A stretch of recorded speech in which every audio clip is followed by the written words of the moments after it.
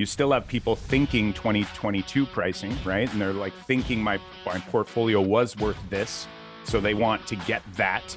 And then you have a lot of buyers that are kind of sitting there going, I'm not willing to pay it. You said in the beginning about, not the opportunity is not in Ontario anymore. So just, give our listeners a little bit of a taste, right? Because I'm hearing tons of people selling their portfolios in Ontario and saying, finally, I'm done. I don't have to deal with this anymore. And, Yeah.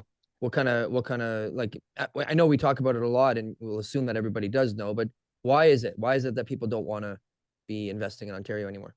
Yeah, well, it's interesting. I think we're, just to speak to this idea that I think a lot of folks are looking, if they can, to pivot to somewhere else. So that's happening.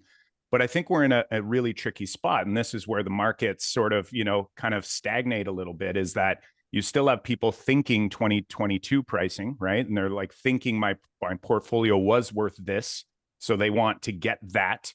And then you have a lot of buyers that are kind of sitting there going, I'm not willing to pay it. So you're not seeing things moving like they were, right, during the pandemic.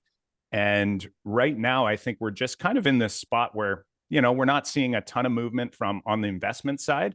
And of course, more people are kind of waiting on the sidelines when it comes to investment anyway, right? I can't speak to say, people looking for their primary residence, but, when you start to see more of that happening, maybe we might see now with the capital gains, changes, we might see more properties coming to the market. You might see more people willing to take less, or at least being creative. And those opportunities may be there. And if they are, of course, we'd be open to them as well. But I just think, it's going to be kind of an interesting next, few years as things kind of iron out, because who knows what's really going on. Our GDP numbers are inflated.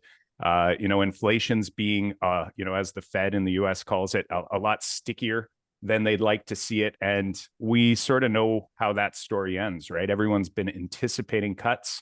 I've been anticipating cuts, but maybe we won't see them as soon as we thought, right? And that obviously is going to be a negative impact on everyone. Like, comment, and subscribe if you got anything from one of these clips. And if you want to see some more, press something on the screen here. Boom. That was good. That was good.